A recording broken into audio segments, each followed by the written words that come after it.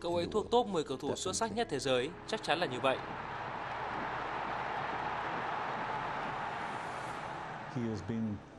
Cậu ấy được xem là cầu thủ xuất sắc nhất trong vòng 10 năm trở lại đây.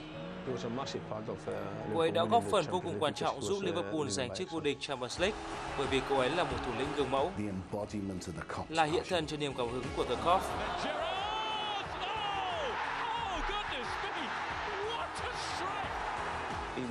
Một tài năng bóng đá bẩm sinh.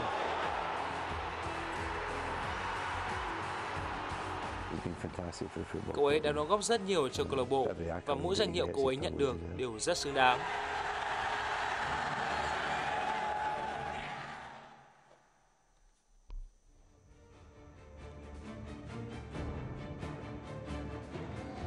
Khi ở mùa trận chung kết Champions League 2005 kết thúc, Liverpool bị AC Milan dẫn 3-0. Họ rất cần được khơi nguồn cảm hứng. Thủ quân của họ đã làm được điều đó. Tôi nhớ hình ảnh khi cậu ấy ghi bàn và nói với các fan hâm mộ cùng mọi người, cố lên nào.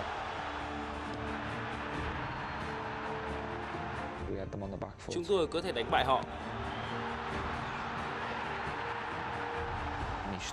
Bụng tôi thắt lại, giống như khi bạn quá xúc động và không thể kiềm chế được cảm xúc của mình.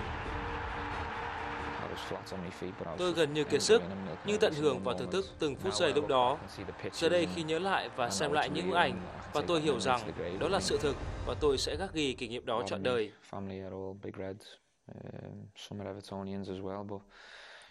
Rất nhiều người trong gia đình tôi là cổ động viên của Quỷ Đỏ. Một số người là ủng hộ Everton. Cư dân thành phố rất yêu bóng đá và bạn sẽ yêu thích đội bóng áo đỏ hoặc đội bóng áo xanh. Đa số các thành viên trong gia đình tôi đều yêu quý Liverpool. Sinh ra chỉ cách sân đấu làm nên tên tuổi của anh có 10 dặm, Steven Gerrard được xem là anh hùng kinh điển của người dân địa phương. Được phát hiện bởi các tuyển trạch viên từ khi 19 tuổi, anh ký hợp đồng chuyên nghiệp với câu lạc bộ khi 17 tuổi. Tôi nhận được thư thư của phần lớn các đội bóng hàng đầu và khi đó cũng có vài thư mời tôi tới nước ngoài. Lúc đó tôi khoảng 13 hay 14 tuổi. Vì vậy mặc dù tôi không có bất kỳ quyết định nào phải đưa ra vì tôi biết rằng mình sẽ làm gì. Thật vui khi được biết thêm các câu lạc bộ khác thế nào, họ vận hành ra sao, mọi người thế nào và các tuyển trạch viên của họ nữa. Và phải nói rằng các câu lạc bộ khác đều rất tốt, nhưng chẳng có gì khiến tôi rời sân ở đây. Sau này anh đã trưởng thành từ một cậu bé tuổi teen rụt rè để trở thành thủ quân của câu lạc bộ và đội tuyển quốc gia. Bạn chẳng thể nào dự đoán được một vận động viên sẽ như thế nào, sẽ đạt tới đâu. Vì vậy bạn cần phải chờ đợi điều đó. Nhưng tôi đã từng nói với mọi người ở câu lạc bộ rằng tương lai của cậu ấy sẽ là một ngôi sao ở Liverpool và đội tuyển Anh. Và tôi cũng chỉ mới nói điều này về một vài cầu thủ mà thôi. Chúng tôi có một trận đấu tập 11 người và có một vài cầu thủ vắng mặt. Vì vậy đã có thêm một số cầu thủ trẻ đến từ học viện tham gia. Một cậu có tên là Stephen Gerrard. Và khi chúng tôi chuyển bóng cho cậu ta, thông thường họ sẽ chuyển lại cho bạn và bạn sẽ là người thực hiện đường chuyền tiếp theo. Cô ấy nhận bóng và thực hiện luôn một đường chuyền dài khoảng cách 40 yard thẳng tới chân một đồng đội khác. Và điều đó thực sự mang lại điều khác biệt thú vị, giống như một điều bất ngờ và tôi tự hỏi, cậu này là ai vậy? Và chỉ sau 2 phút, cậu ta có một pha bóng trực diện với Ponies và người chiến thắng là cậu ta. Tôi nghĩ cậu ấy có đủ mọi tố chất để trở thành cầu thủ chuyên nghiệp. Stephen Heway đã mời tôi đến xem một trận đấu. Ông nghĩ rằng ông ấy có câu trả lời cho mọi vấn đề mà tôi đang phải đối mặt ở hành lang phải. Tôi muốn một cầu thủ chạy cánh phải, nhưng ở tuyến giữa có một cầu thủ khá nhanh nhẹn nhưng rất quyết liệt, hoạt động như một con thoi và luôn to tiếng với các đồng đội. Một thủ lĩnh bẩm sinh, cậu ta nhanh, xử lý bóng tốt và có những pha chạm bóng rất gọn gàng. Chàng trai trẻ đó chính là Steven Gerrard.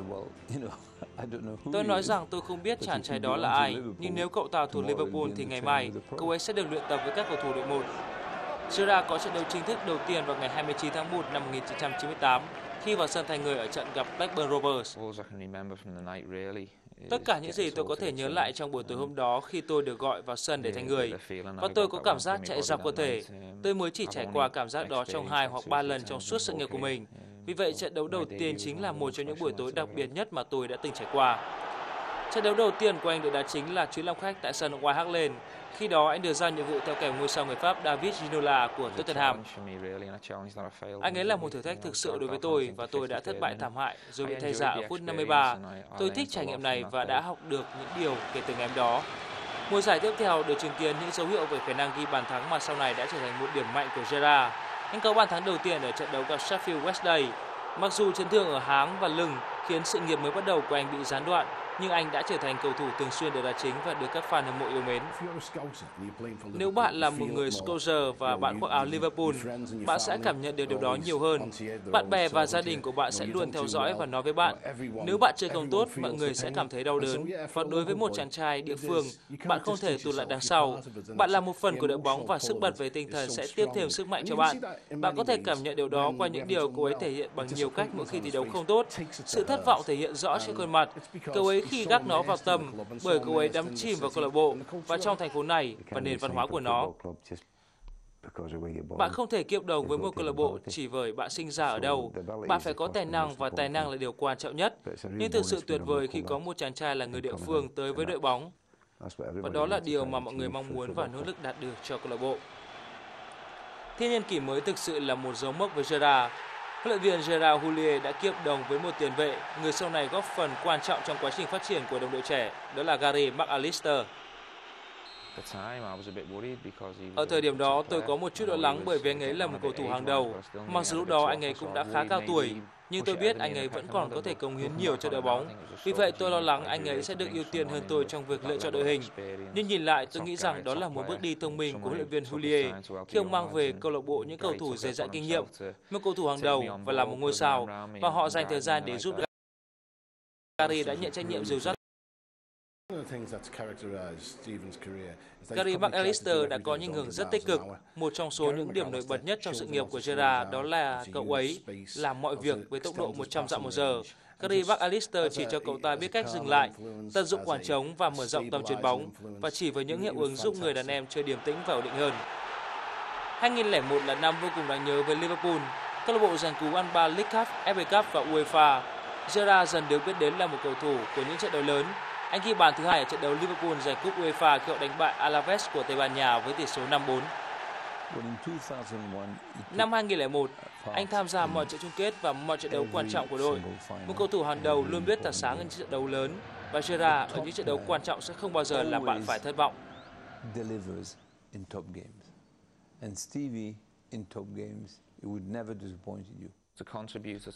Có những đóng góp khi còn là một cầu thủ trẻ và được cầm chiếc cúp trên tay và huy chương vàng dành cho người chiến thắng.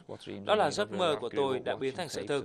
Tôi đã lớn dần với những cuốn băng của tất cả những đội hình và cầu thủ nổi tiếng nhất lịch sử Liverpool, và nó đã ngấm vào tôi cả trong và ngoài sân cỏ.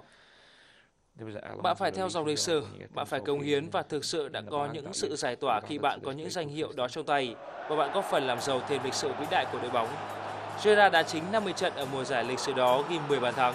Michael Owen ghi 2 bàn ở chung kết FA Cup khi Liverpool lội ngược dòng và đánh bại Arsenal với tỷ số 2-1 tại Cardiff. Cúp Charity Shield và siêu cúp châu Âu được nâng lên vào mùa thu. Đội bóng đỏ đang hồi sinh mạnh mẽ.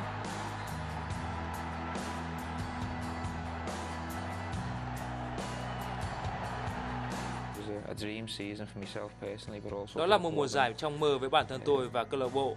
Và tôi nghĩ rằng bạn nhận ra khi bạn già hơn một chút thì việc giành danh hiệu sẽ trở nên khó khăn như thế nào. Vì vậy giành được 3 chiếc cúp trong một năm là thành quả vô cùng tuyệt vời. Một năm sau, sự nghiệp của Gerrard lại có những bước tiến triển mới. Tiếp sau những trận đấu cho đội tuyển quốc gia ở các lứa tuổi trẻ, Gerrard lần đầu tiên có trận đấu chính thức cho đội tuyển Anh vào tháng 5 năm 2000. Sau đó là một vị trí tham dự Euro vào mùa hè. Vào tháng 9 năm 2001, Gerrard ghi bàn thắng đầu tiên cho đội tuyển quốc gia vào lưới đội tuyển Đức để góp phần vào chiến thắng 5-1 của đội nhà.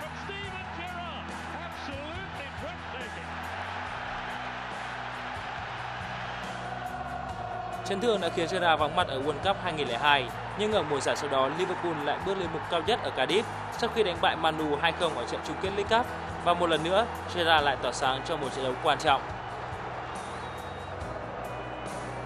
Một năm sau đó, trao bằng thủ quân cho Gerrard, và trong khoảng thời gian 6 tháng, David Beckham vắng mặt, anh cũng là thủ quân của đội tuyển Anh. Điều đó có ý nghĩa như cả thế giới đối với tôi khi trở thành đội trưởng của Liverpool. Giờ đây nghĩ lại thì đó thực sự là một trọng trách được huấn luyện viên trao gửi khi tuổi đời còn khá trẻ. Có rất nhiều thủ lĩnh có ảnh hưởng và có những cầu thủ lớn trong phòng thay đồ. Đã có những áp lực đối với tôi và tôi cảm thấy mình đã kiểm soát tốt tình hình, nhưng tình hình có thể đã diễn ra theo hướng khác. Cậu ấy là một thủ quân tuyệt vời mà một huấn luyện viên cần có trong phòng thay đồ, bởi vì cậu ấy mạnh mẽ và hòa đồng với những cầu thủ khác trong phòng thay đồ. Cậu ấy biết vị thế của câu lạc bộ và những kỳ vọng đối với các cầu thủ và điều gì nên cũng như không nên làm. Là một fan hâm mộ của Liverpool, là thành viên của The Corp và thi đấu cho câu lạc bộ. Không chỉ vậy, còn là thủ quân của câu lạc bộ thì đó có lẽ là vinh dự lớn nhất trong sự nghiệp. Là người yêu mến The Corp, bạn có thể hiểu rõ điều đó bên trong Gerrard. Vị trí đó nâng cậu ấy lên tầm cao và là một trải nghiệm tuyệt vời. Tất cả những gì bạn nghĩ đó là ghen tị với cậu ấy. Với rất nhiều cổ động viên, Liverpool còn hơn cả một câu lạc bộ bóng đá. Đó là một đế chế với di sản đòi hỏi quá khứ thấm đẫm ở hiện tại. Ở thảm họa Hillsborough năm 1989, 96 cổ động viên đã thiệt mạng. Đó là tràn đen tối nhất trong lịch sử câu lạc bộ và Steven Gerrard là người cảm nhận nỗi đau nhiều hơn cả. Một trong những điều về Hillsborough là nó khiến chúng tôi siết chặt tay nhau hơn vì câu lạc bộ và cảm giác hồi sinh trở nên mạnh mẽ hơn nhiều. Với Steven, cậu ấy đã mất đi một người anh họ trong thảm họa. Bạn có thể thấy sự kiện đó ảnh hưởng tới cậu ấy như thế nào. Bạn có thể thấy nó quan trọng như thế nào với cầu thủ này và càng khiến cậu ấy trở thành một nhân tố mang tính biểu tượng đối với các fan hâm mộ của đội bóng. Tháng 5 năm 2005, Gerrard Houllier ra đi để nhường chỗ cho Rafael Benitez. Gerrard đã nhận được sự quan tâm từ đội bóng Tây Ban Nha là Valencia, đội mà ở mùa giải trước đó 2 lần đánh bại Liverpool, và lời đề nghị đã bị gửi trở lại. Với vai trò của một cầu thủ, cậu ấy là người sở hữu sức mạnh và kỹ thuật. Cậu ấy chơi tốt trong các pha không chiến và có thể thi đấu tốt bằng cả hai chân, rất xuất sắc. Về phương diện một cá nhân, cậu ấy sống giản dị và là người có nhiều điểm cần phải học hỏi. Cậu ấy dành thời gian trao đổi với các cầu thủ mới đến và các cầu thủ trẻ. Cậu ấy tập luyện chăm chỉ và là một tấm gương đáng học hỏi. Benitez để cậu ấy chơi ở một vị trí có đôi chút khác biệt. Và sau vài tháng khó khăn, khi bạn còn đang băn khoăn xem phải làm như thế nào, liệu Benitez có thể hiện hơi quá so với những gì ông ấy thực sự có thể làm, thì mọi việc bắt đầu vào guồng và mở ra con đường dẫn tới Istanbul. Và điều đó vượt qua ra ngoài những giấc mơ đẹp nhất của bất kỳ thành viên hay thủ quân nào của The Corp.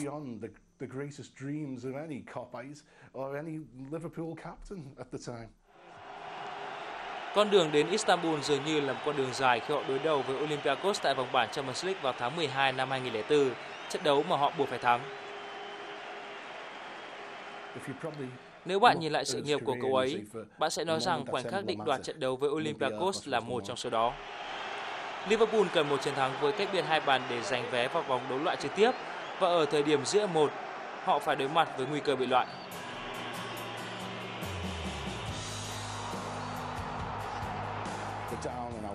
Đội bóng bị dẫn trước và bị đánh giá thấp. Bạn có thể gói ghém hành lý và trở về nhà, nhưng trong hiệp 2, cú lội ngược dòng đã bắt đầu. Thế trận thay đổi, chúng tôi đã chơi rất hay. Các cổ động viên ở phía sau chúng tôi, cầu thủ số 12 reo hò cổ vũ chúng tôi, và họ ném quả bóng vào trong sân. Tôi cảm nhận rằng trong mỗi pha tấn công chúng tôi đều có thể ghi bàn. Chúng tôi ghi 2 bàn và cần thêm bàn thứ 3, và bóng từ Gerrard tới chỗ Melo, rồi bóng tìm đến vị trí của cậu ấy. Và thời gian như ngưng lại khi cậu ấy tạo ra khoảnh khắc đó.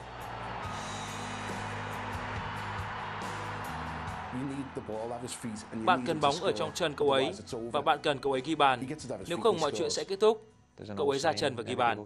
Có một câu nói kinh điển, đừng bao giờ đầu hàng cho tới khi tiếng còi mãn cuộc vang lên. Và trận đấu này là một ví dụ điển hình về điều đó. Bóng tới chân tôi và khi trận đấu gần về cuối, tôi đã đá quả bóng khá ngọt và một bàn thắng vô cùng quan trọng. Liverpool mang theo tinh thần đó vào trận đấu vòng knock-out. Bayer Leverkusen, Juventus và Chelsea lần lượt bị đánh bại và họ bước vào trận đấu quan trọng nhất ở Istanbul. Trận chung kết cúp châu Âu đầu tiên của họ kể từ năm 1985. Hiệp một trận đấu ở Istanbul có lẽ là khoảng thời gian ảm đạm nhất mà bạn từng trải nghiệm. Bạn tự động viên mình và có lẽ mọi chuyện còn tệ hơn đối với các cầu thủ. Mọi chuyện đã quá đủ tệ đối với các fan hâm mộ. Trận đấu bắt đầu và ngay trước khi bạn kịp định thần thì bạn đã thua 0-1.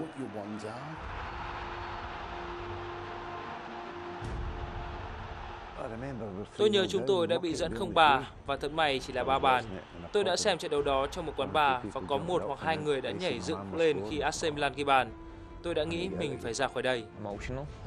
Xúc cảm, sự thất vọng, có lẽ đó là cảm giác tệ nhất mà tôi từng trải qua trong sự nghiệp.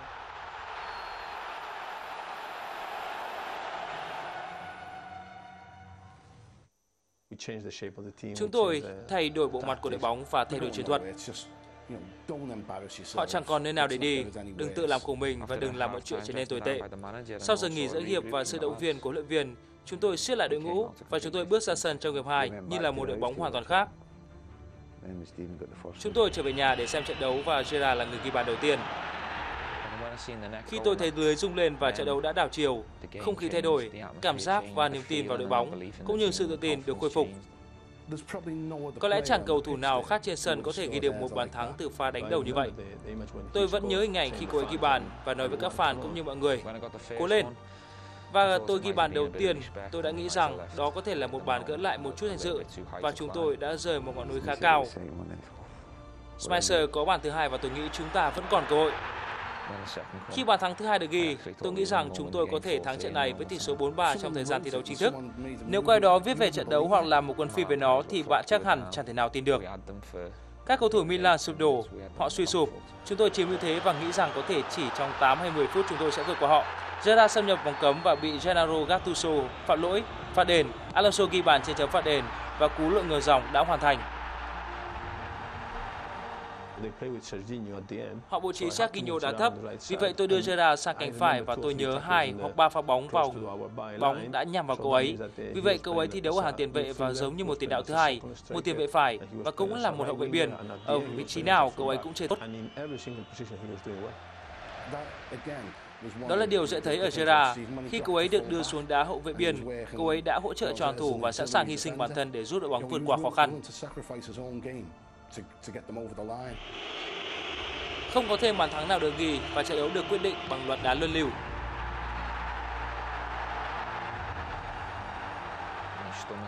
Bụng tôi thắt lại, giống như khi bạn có cảm xúc dâng trào và không thể kiểm soát được. Tôi từng 3 lần như vậy khi 3 đứa con ra đời và cảm giác này rất giống với cảm giác mà tôi đã trải qua khi biết rằng Shevchenko đã hỏng quả phạt đền. Chiếc cúp châu Âu đến với sân Merseyside vĩnh viễn và đây là lần thứ 5 Liverpool giành chiến thắng ở giải đấu này, một trang sử huy hoàng vừa được viết nên. Tôi gần như kiệt sức, nhưng tận hưởng và thưởng thức từng phút giây lúc đó. Giờ đây khi nhớ lại và xem lại những bức ảnh, và tôi hiểu rằng đó là sự thực và tôi sẽ khắc ghi kỷ niệm đó trọn đời. Tôi nói với cậu ấy rằng có lẽ đó là ngày đẹp nhất trong đời cậu và là kỷ niệm đẹp nhất trong đời. Và cậu ấy nói rằng, không thưa huấn luyện viên, ngày đẹp nhất chính là khi tôi được trao chiếc băng đội trưởng. Điều đó có ý nghĩa rất quan trọng và nó có ảnh hưởng đến tinh thần và sự phát triển của cậu ấy. Sau thành công của Gerrard ở Istanbul, Jose Mourinho đã cố gắng đưa anh về với Chelsea và Gerrard đứng trước một quyết định rất quan trọng. Tôi đã rất căng thẳng và trải qua cảm giác khó chịu, thật không thoải mái. Chúng tôi vừa giành Champions League, tôi vừa nâng cao chiếc cúp và đóng góp một phần vào thành công ở trận chung kết và giúp đội bóng lên ngôi, và vừa trải qua một trong những mùa giải tuyệt vời nhất trong sự nghiệp. Những người khác được thương thưởng bằng các hợp đồng bom tấn và tôi chỉ còn chưa đến 2 năm hợp đồng với câu lạc bộ. Vì vậy có chút gì đó chưa chắc chắn mà tôi cảm nhận trong lòng, nhưng tôi không hề cảm nhận được bất kỳ tình yêu thương nào từ những người ở phía trên tôi tại câu lạc bộ. Điều này khá lạ nếu xét trên những gì chúng tôi đã giành được. Hợp đồng mới được thỏa thuận sau đó, các cổ động viên cuối cùng cũng đã yên tâm khi thủ quân của đội bóng đã lại với Liverpool. Lòng trung thành của anh đã được thử thách, nhưng khát vọng dẫn dắt đội bóng quê hương vẫn còn cháy bỏng trong anh. Sự thực là cậu ấy đã quyết định ở lại đây, bởi vì đây là đội bóng quê hương của cậu ấy. Cậu ấy xứng đáng với một bản hợp đồng hậu hĩnh hơn vì điều đó. Bởi vì không giống như tôi từng có cơ hội được thi đấu trong những đội hình vĩ đại của Liverpool cùng các tên tuổi vĩ đại, nhưng tôi không nghĩ Steven Gerrard có được sự may mắn đó. Điều tôi tự hỏi và tự nói với mình ở thời điểm đó khi tôi phải đưa ra quyết định, điều có ý nghĩa nhất với bạn và điều gì trong tim bạn. Và nếu tôi giành thêm 2 hoặc 3 hoặc 4 danh hiệu nữa kể từ năm 2005, cho tới khi tôi treo giày tại Liverpool. Với tôi, nếu giành 8 danh hiệu ở Chelsea thì 4 với Liverpool cũng đã là có ý nghĩa. Sự níu giữ của Liverpool, gia đình và sân Anfield là quá lớn đối với cậu ấy. Mặc dù muốn đến Chelsea ở thời điểm ấy, nhưng cậu ấy vẫn đã ký hợp đồng vào với Liverpool và rồi cậu ấy nhận ra rằng mình phải lại quê nhà. Mùa giải sau đó còn trở nên ấn tượng hơn với thủ quân của Liverpool.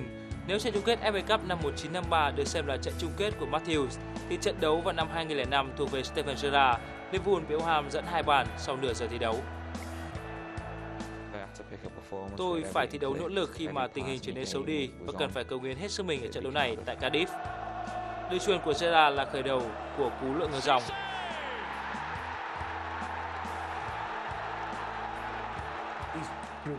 Cậu ấy luôn tỏa sáng ở những sân khấu lớn, luôn luôn là như vậy. Nếu có cầu thủ nào trên thế giới mà bạn có thể đặt niềm tin trong những khoảnh khắc quyết định thì đó là cậu ấy.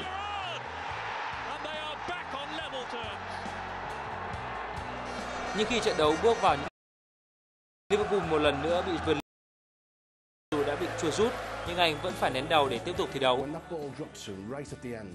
Và khi bóng đến chân cậu ấy khi trận đấu không còn nhiều thời gian, và nếu nó tới chân bất kỳ cầu thủ nào khác trên thế giới, thì có lẽ West Ham đã giành được cúp. Nhưng đó là Gerrard và boom, Liverpool đứng trước cội giành cúp.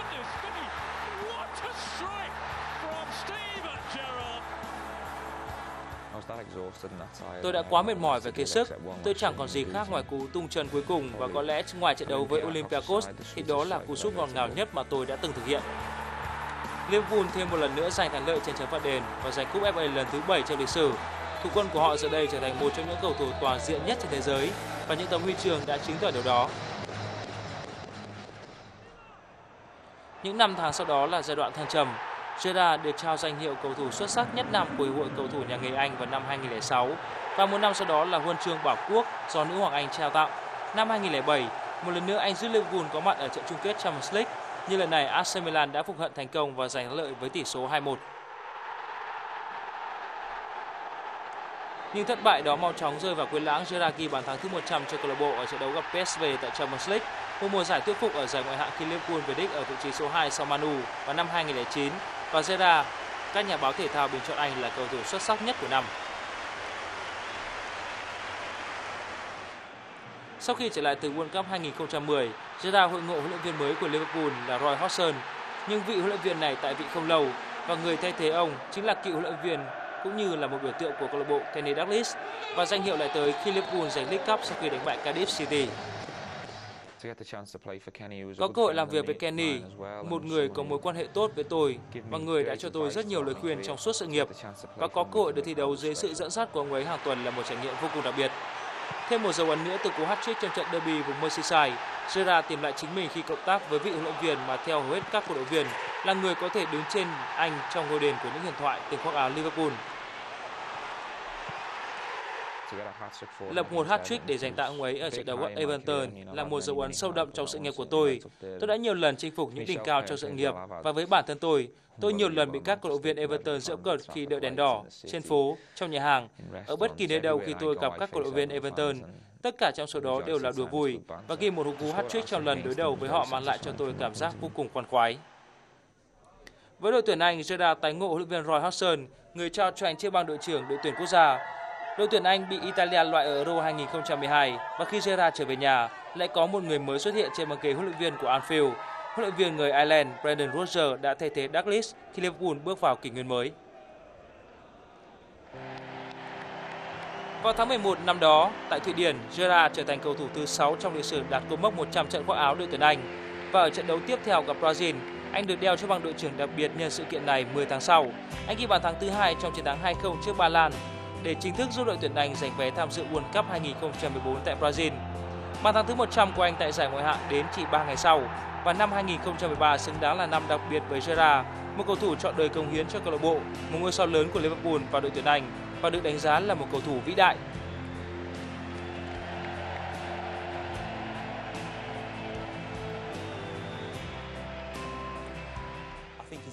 Tôi nghĩ rằng anh ấy đã giành được mọi thứ mà mọi người kỳ vọng ở anh ấy. Đó là một cầu thủ xuất sắc cho tới lúc này.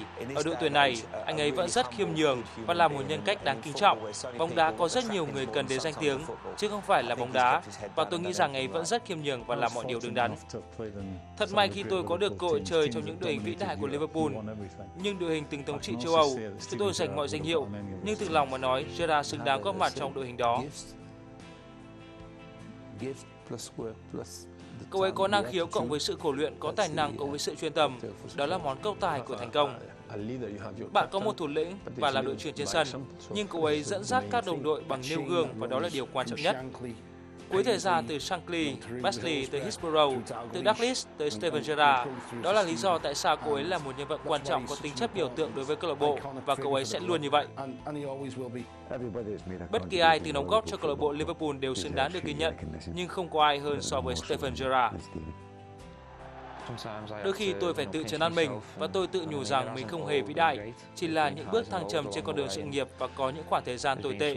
Nhưng tôi nghĩ rằng cuối cùng những khoảng thời gian tồi tệ đó giúp tôi có được những khoảng thời gian hạnh phúc và tôi chẳng hề muốn đánh đổi điều đó cho bất cứ thứ gì.